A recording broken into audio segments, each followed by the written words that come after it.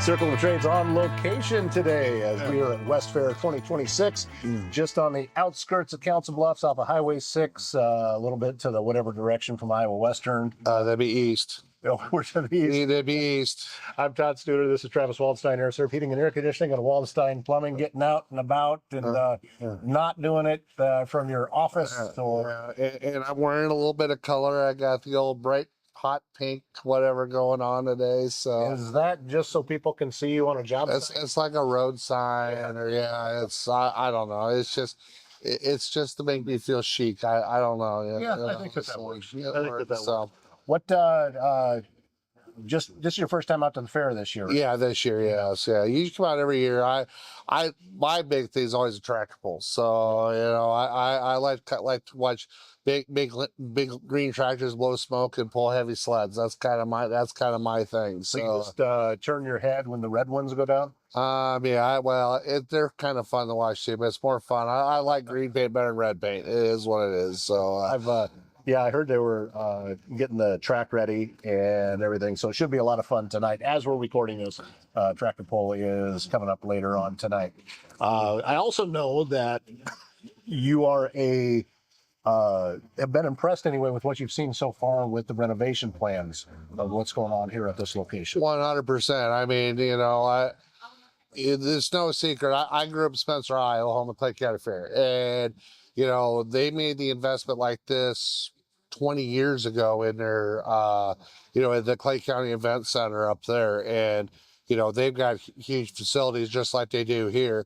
And I've ever said since I moved down here in 96, lived in Council Bluffs since 1997, that Westfair needs to have a facility like that on space here. And, in all seasons venue, for years they've been storing cars out here in the wintertime. I mean, that's, I get it. It's a way to generate revenue, but I mean, this is a venue where you can have stuff all year round. It's a fair, but there's a lot of activities, a lot of stuff going on. You're not stuck downtown and I don't want to tell you if you're downtown Council Bluffs or whatever, but if you need parking, if you need, outdoor exhibits, unless if you want to have an agricultural show, that kind of stuff, those are hard to schedule around the Mid-America Center, and there's not any places in town, and you can't really go to Omaha. So I think what they're proposing was going to be fantastic as far as what they're trying to do, for the area. I think it'll be a regional deal, probably the closest thing they got between Des Moines and I'm going to say Grand Island for the state, where they got the state fair in Nebraska, because there's not a lot of, with what they're talking, a lot of venues that'd be able to, you can bring regional, agricultural, but different style events out to the to this area. And so I'm 100% with what the Fair Board is trying to do. They should have done this a long time ago. Well, they're very close to having all of the money raised for phase one, which is $10 million, and they're over 8 now. So the people have come on board. You've seen different businesses come on board with this. I saw there was a donation just in from TS Bank. Baumgar's put in a big check. Yeah, I saw that. And this, we're expecting actually a lot of that infrastructure work that has to take place to get underway this fall. Yeah. Which I know has been a big thing in your side, that just how this has been for so many years. That's the big thing. The ones where they've had issues, they've had these 2 metal buildings out here, 3 metal buildings, whatever it is, and they barely have enough power to keep the lights on, let alone, do heat and air conditioning or other services. I remember probably 7 or 8 years ago, Council Bluffs Building Trades used to have a home show, and they moved it out here. Moved it out here. As far as out here, and I remember it was in the spring. It was 40 degrees was the high. Well, get people come to a home show and freeze their ass off. Doesn't work. So, but with that and the electrical upgrades, the sewer upgrades. I mean, unfortunately, in my business with the plumbing side in particular, it costs a lot of money to put a shovel in the ground and do this underground work. But if you want to have it, if you don't have them underground services, it doesn't make it possible. And so, you hate to say, well, you hate to put that investment, put in the dirt, but realistically, that's how you part of what's going to make this all happen out here. Yeah. Plus, if there's expansion, you want to have room for that as well. So it's no, it's a big thing. I'm glad to see it's finally starting to happen. But here's the other part of it too. That $12 million is phase one. There's going to be two other phases to this that you're going to want to do. And the third phase is going to be the maintenance and upkeep, because once you get these buildings up and running, you got to have the money there to be able to do the upkeep and keep it as a high attraction facility. So, so if you think, well, they raised $12 million in your fund, it says, well, really, that's the first step. But it's probably the most important step. But, keeping it, keeping it top of the line is going to be a huge deal. And I got to believe for the fair, and probably for a lot, this is probably one of the biggest projects that a lot of places have taken on is this size of project. But boy, you can't ask for a much better place to do it. Well, you and I both grew up in Northwest Iowa. Yep. So we grew up going to that Clay County Fair. Absolutely. So we have a very clear vision of what something can. 100%. And I do believe with this location, a Westfair is at, because it's beautiful out here. 100%. The views are tremendous. And with all of that, you can take what has happened in Clay County over the last decades and bring it here. The facilities and all the plans are in place in order to be able to do that. Well, the last two state fair directors, which is in Des Moines, came from the Clay County Fair. Right. And the reason they hired him is because Clay County Fair is actually bigger than the Iowa State Fair as far as land size. Now, attractions, you could argue that where Clay County Fair is more of an agricultural fair, this is going to be more of an agricultural fair, which I would 100%, but you're close enough to the city, you can still have, and both fairs have what I call their in-town, their in-town attractions, if you know what I'm saying. So, I mean, realistically, I mean, that's why I said it's this can be something that for my grandkids as kids, 50 years from now, to be able to come out, participate, do the 4-H, come out for events during the fair, but they can do other stuff throughout the year. It'd be nice for a 4-H to kind of have a central place to where they have their meetings in their schools, but once a month or once a quarter, they got somewhere where they can come back consistent and have meetings and do different stuff that help to grow it, develop, 4-H and, the future generations of whether they're farming or they're doing gardening or whatever stuff they're all into. So, very huge. I also see what Clay County has done for the area organizations. There's so many people that come to the Clay County Fair that 2 different Rotary clubs are there, manning food booths that are incredibly popular. There are a lot of different places depend on that fair to raise the bulk of their money for the season. And we could have that right around here. So it's not just what's going on with the fair. It benefits a lot of other stuff. The economy as a whole. Absolutely. You're bringing venues into town, so, I know there's been a lot of money spent down by the river and tried to update attractions, but the one thing it doesn't do out here, flood. Yeah, I'm gonna call for what it is, So let's say you want to have they've already got the amphitheater where they've done some outdoor venues. They've got the motorcycle track, that, I know is being used at some level. At what point, I'm not going to be an expert to it. But, let's say you want to have, let's say, a circus, or if you want to bring some other events that need space, don't need to be on a blacktop. You want to be on, in an outdoor friendly venue, this, like I said, listen, they're finally thinking like what I would call like a big time county or state fair, because, realistically, the only thing close to it is Sarpy County. And I've been to Sarpy County Fair one time, so I can't say I'm an expert. But Sarpy County did become the fair that it was until they started spending money on utilities and heating and having buildings. This building we're in right now, it's a nice building, but you know what? And it's 70 degrees and raining today. But I've been in this building when it's 95 outside, it's 110, and it's Yeah. you're not going to get vendors, you're not going to get people in here, your quilters or other people that maybe want to sit around and do their exhibits. I mean, listen, when you're out here, you're doing your exhibit, you're sweating your ass off. This ain't 1950, folks. I mean, we have amenities called air conditioning now, and we can do stuff to where we bring people because we want people to be involved. If the kids are out sweating their tail off all days with cattle and sheep and hogs and their chickens and whatever else, that they got to play. They got places to come in and cool off, and there's activities, inside as well as outside. So Yeah, it's well, as we're recording this, you're right. We've got I don't even know if it's 70 right now. 69. There you go. And there's a breeze coming through the door. Tomorrow it's supposed to be in the upper 90s, I think 97. So we're going to get the full experience, and then it's going to be 100 on Sunday when there'll be kids out showing there. And yeah, so we're still going to get a couple of really hot days at Westfair this year, which I think just going to kind of drive everything home of how much improved it will be once that new thing is done, and they can use and start to actually put in some of the barns and different things like that. Yeah. So no, I no, it's the 100%. So listen, it's exciting.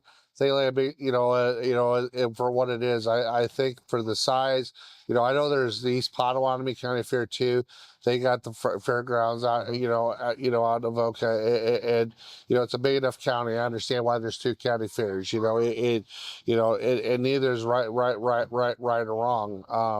But this is an area you're close enough to the city, and I mean, I hate to say it, there's strength in numbers, and let's let the fair take advantage of it, because the actually West Fair, I don't know if they've ever asked the county till money till about 4 years ago, once they realized their utility situation is pretty tight. And you get a facility like this out here. Now, facilities don't maybe make money, but the stuff you do with them does. But if they get a fair board and a fair manager that's running it like it's a business and run it like it's a profitable business or a successful, that's going to make a huge difference out here. Unfortunately, it has already been looked at that way, but there's enough people that kind of thought the way I did, but are maybe more invested because they're from here originally. They're 3 generations into it. I'm not a 3rd generation into it, but I also see the importance, of it. So, Well, you will be, I'm sure, getting phone calls with the HVAC side of things over the rest of the weekend, this weekend, with the heat wave that's coming back through again. yeah. And probably been a little bit slow over the past few days. It's been kind of hit and miss. I mean, we've had a lot of stuff going on. Yeah, it's good, kind of weird. It's the end of July. We're over our peak season. We're still busy. The stuff that's going to happen from here on is going to be generally it's heavy breaks. It's major repairs. I was quoting 3 or 4 things this morning before I came out here, and it's bigger jobs, houses that they ran duct work and they didn't do it correctly, and they're not getting airflow, and they got no insulation in the attic, and they can't understand why their upstairs is 83 degrees. Well, I can tell you why their upstairs is 83 degrees, because but that's part of what it is. A lot of plumbing stuff too we got going on. I know been doing a job up in Neola, where we got some barn dominium stuff we got coming up that we've been doing. I've had a lot of success with that. We've got, like I said, we're at a great spot now. If you're needing drain cleaning, that kind of stuff, where you need either it's a sink or if you got a main line or whatever, we're offering that now. So, we're wanting to do more of that. So if you're needing you need to have a sewer line clean or a drain line clean, we could put in outside service access points, so we don't have to drag our sewer machine and stuff into the house. The missus of the house will appreciate that, especially got white carpet. But I mean, it's there's a lot of stuff that we do, a lot of stuff we got going on, and we got to, so at this point, we got a pretty good crew going on the plumbing side now too, and so yeah, the services that we've kind of had to, I don't want to say back off of, but maybe haven't prioritized, are definitely bringing to the front burner. I definitely want to see more of that, and we enjoy doing it. I mean, it's hard to, it's part of the business. Yeah, we should probably. We mentioned it on our previous episode one time, but being out here at the fair and seeing Rustic Cuts, Yeah, here with a booth, and I think that everything's going pretty well with you getting involved with that, you and your wife getting involved with everything that Donnie did at Rustic Cuts. I'm seeing him do everything right. yeah. His social media campaign and the different stuff that he's doing, to me, is spot on. And I'm sure that you've been pretty happy getting involved with that. I've known Donnie for a long time. That's before he's doing Rustic Cuts and before he's doing his hip hop truck, which is his food truck is now part of his Rustic Cuts business. Obviously, he's rolled it in, and that 100% makes sense. But listen, Donnie has put in the blood, sweat, and the tears, the work. He came to us because he came to us and a few other people, just trying to get going, and he'd worked for them, the previous owners. I did not realize that, and it's kind of his story to tell, but he loves the food business. I mean, he's a big man. He's a couple inches taller than I am, but he's a big man. He likes food. He likes his beef. I can appreciate that. Especially when Maryland loses to Iowa every couple of years, I get a pork butt out of it. It's even better yet. So, but no, I'm going to tell you right now, with Rustic Cuts, with what they're doing, his group, his butchers, and the assistants down there, I know they're doing stuff with Bertelsen. I know I've talked with one other contact this morning, not named nameless for now, about pork, and I've talked to him about when it comes Lent season, for fish and that kind of stuff. And here's the deal: he's open to ideas. He's pretty good with a phone in for reals. So I don't know if it's him or if it's his wife or if he's paid one of the football team players at St. Albert. Probably can't do that, but yeah, he's doing everything right. He's busting his tail. He's not from here, but he's been in the community, coached at Iowa Western, coached at LC, coached here. I mean, he's still involved with St. Albert's. He's going to be coaching and still working out there too. So, I mean, he is fully ingrained in Council Bluffs and what Council Bluffs is. So, the community's done a great job supporting. I would say continue to support him, because I think there's a lot of very positive things coming up for him if he continues to do what he's been doing. Well, and having Rustic Cuts out there off of Veterans Highway, I think is good for the community. Having access to a facility like that and a store like that, being able to get that grade of meat locally right here, sourced locally. Yeah. I think it's important.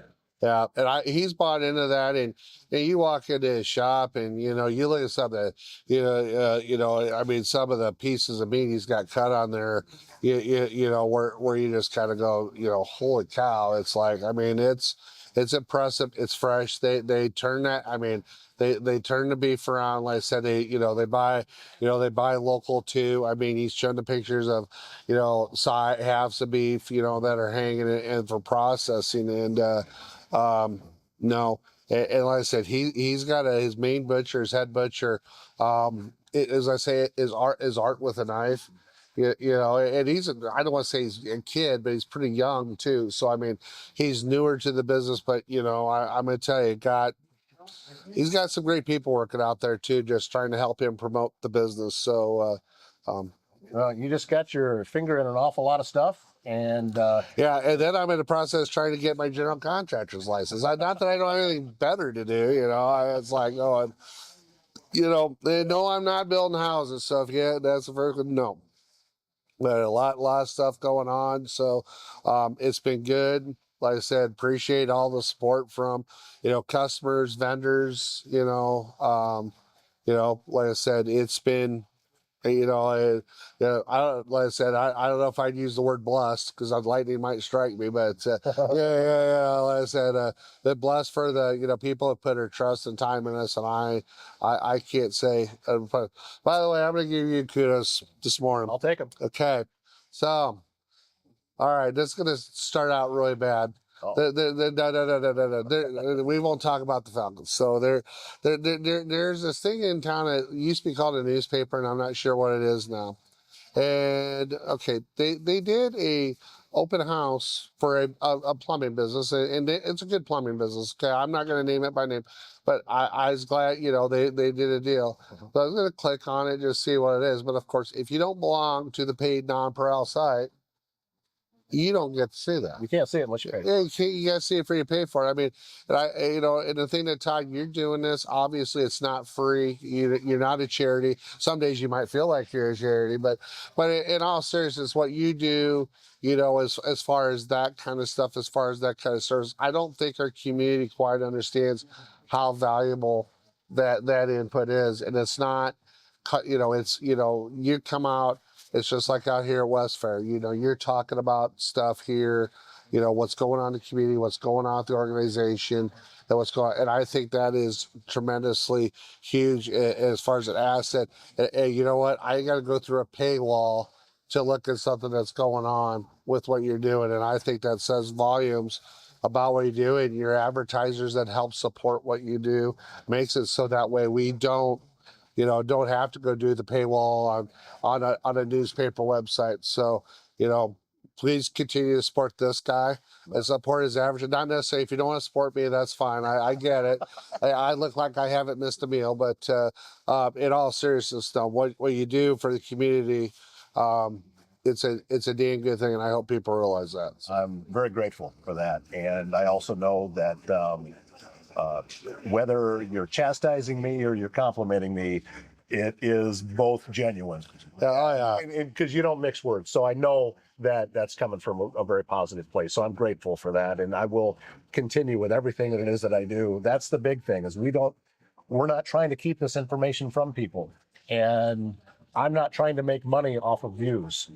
Yeah. It has to do with getting in touch with businesses like yours that want to be attached to that kind of thing.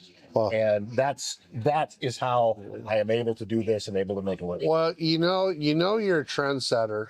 And yeah, despite you being a Falcons fan and a Braves fan, you are a trendsetter. You know, and it's pretty bad that you're doing your stuff with Bryce, with the food stuff and some of the other stuff, and then all of a sudden another, whether it be a TV or newspaper or whatever, all of a sudden it's trying to copy you because they're like, oh, we could do that too. Well, really, no, because it's not from here. So, yeah. Which makes a huge difference. Well, as I said, grateful for all of that. Grateful for your support, and it's been important and oftentimes necessary in more ways than one. So grateful for all of that. So we need to get you out of here. You got me. Yeah, I'm gonna go meet with my insurance guy. He drove over from Des Moines, and it was on my calendar. I selectively ignored it. So what a shock. No, it's good time out here this week. Obviously, I don't know when it's gonna post. But, you know, a lot of stuff going on here. Obviously, this weekend, I know Carson's got rodeo next weekend. Sydney's got their rodeo. Yep. You know, it's a fun time of year. And then, you know, before we know it, you know, listen, we're just over a month for me pulling my camper over to Iowa City for football. Wow. I don't know if I'm ready for that yet. I don't say I'm recovering from that, but I might be recovering from a couple things, if you know what I'm saying. So, but no, it's hard to believe. It's blinking the first year. Now it's like, well, Westfair's here. It's like, okay. Yeah, it's going by quick. You know, and everybody that's complaining that it's Hades right now, just remember, we're less than 6 months from being snow on the ground. So just keep that in mind. So, so. And again, I don't want to even think about that yet. That's the last word. Circle of Trades, thank you so much for being a part of it. Travis, I'm Todd, and we'll be back very soon with another episode.